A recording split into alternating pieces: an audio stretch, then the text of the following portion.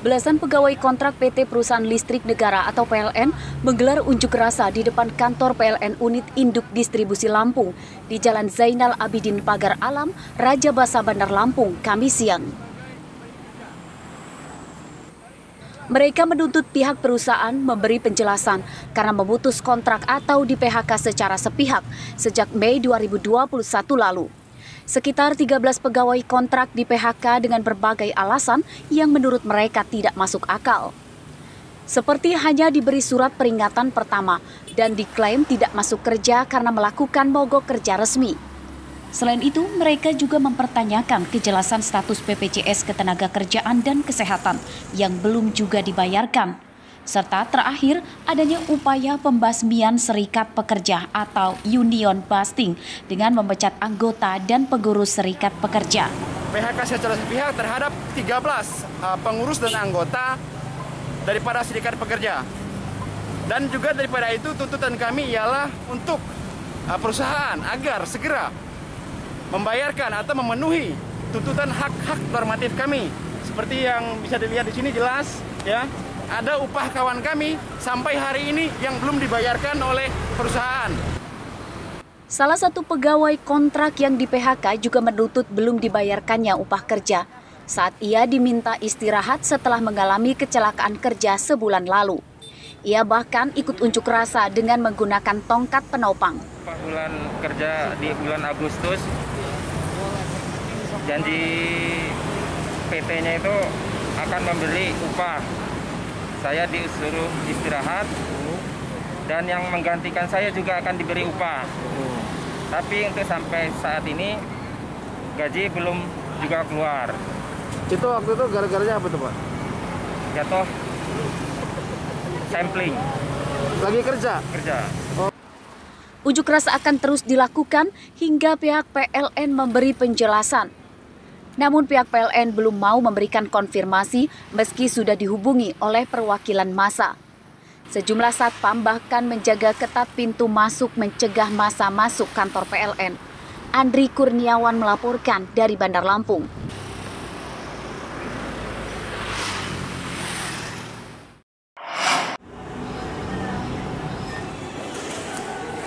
Komisi 2 DPRD Kabupaten Pesisir Barat Kamis siang merespon laporan masyarakat terkait carut-marutnya proyek bronjong sungai senilai 1,2 miliar rupiah lebih di Desa Wainuka, Kecamatan Karya Penggawa.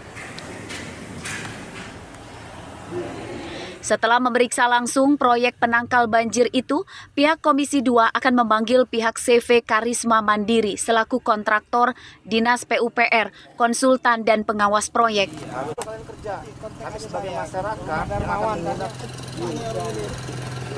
Dari hasil pemeriksaan Komisi 2, proyek bronjong dinilai amburadul dan tidak sesuai dengan spesifikasi bahan serta material yang seharusnya.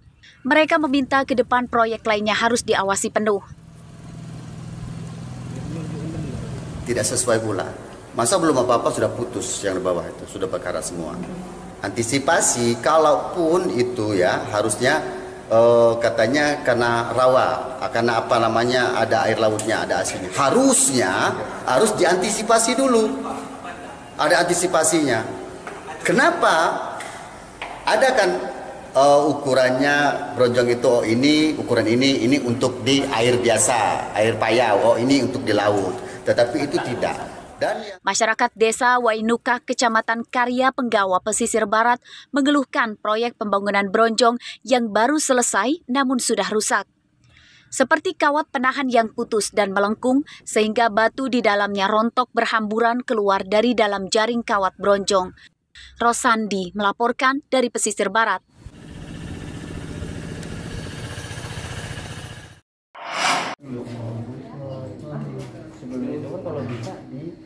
Ombudsman Republik Indonesia melaksanakan penilaian kepatuhan penyelenggara pelayanan publik terhadap pelaksanaan Undang-Undang Nomor 25 Tahun 2009 melalui survei langsung di Polres Tanggamus. Objek penilaian meliputi sentra pelayanan kepolisian terpadu, pelayanan SKCK, pelayanan SIM A dan SIM C, surat tanda kehilangan, hingga surat tanda penerimaan laporan. Tim berkeliling melihat fasilitas layanan dan bertanya ke masyarakat yang datang. Hasil penilaian menyatakan masing-masing satuan memiliki hasil yang berbeda dan perlu adanya beberapa perbaikan, seperti pelayanan SIM dan SKCK yang harus ditambah kualitas pelayanannya. Perlu ada dorongan-dorongan di masing-masing satuan, yang pasti Satpas, SIM, dan Telkom, SKCK itu sudah lengkap ya Pak ya, sudah lengkap, sudah bisa dibilang lengkap, tapi masih ada yang perlu ditambah. Nanti mungkin bapak-bapak pimpinan ini perlu mendorong lagi untuk satuan yang lain untuk memenuhi standar pelayanannya. Pihak Polres sendiri berjanji akan berupaya memperbaiki pelayanan kepada masyarakat sebagai bagian dari fungsi Polri. Apresiasi bahwa ini adalah peningkatan terbaik buat kami.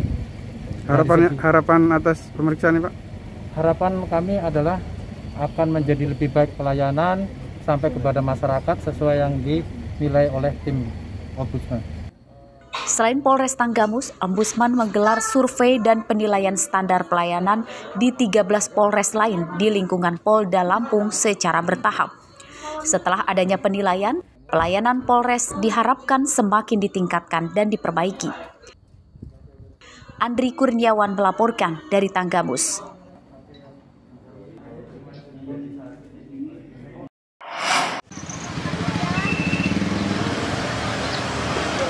Meski harga sayuran turun, namun ternyata harga minyak goreng yang kini justru naik. Seperti terpantau di Pasar Tugu, Tanjung Karang Timur, Bandar Lampung pada Kamis pagi. Minyak goreng yang dijual oleh pedagang di pasar ini umumnya naik Rp2.000 per liter. Kenaikan telah terjadi sejak sekitar 3 hari lalu. Harga minyak goreng curah kini dijual Rp12.000 per liter. Harga tersebut telah naik Rp2.000 per liter dibandingkan dengan 3 hari lalu. Harga minyak goreng kemasan bervariasi yakni Rp14 sampai dengan Rp15.000 per liter tergantung merek.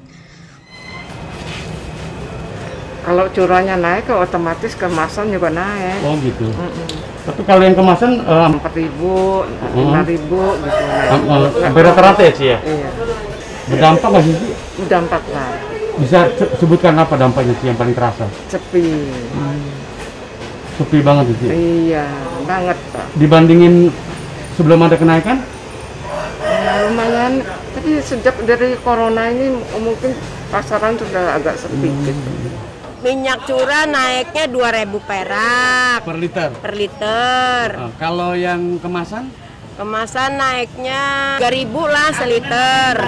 Kalau sekarang berapa minyak kemasan seliter? Kemasnya yang tawon 14 seliter. Terus yang bib moli 16 seliter. Kenaikan harga minyak goreng ini dirasakan oleh para pedagang yang mengaku berdampak pada menurunnya penjualan. Menurut mereka, pembeli minyak goreng dalam jumlah banyak biasanya dari kalangan pedagang makanan. Sejak harganya naik, pedagang makanan mengurangi jumlah pembelian minyak goreng. Para pedagang meminta kepada pemerintah agar segera bisa menurunkan harga minyak goreng karena menjadi salah satu bahan utama untuk memasak makanan. Arsadi Saputra melaporkan dari Bandar Lampung.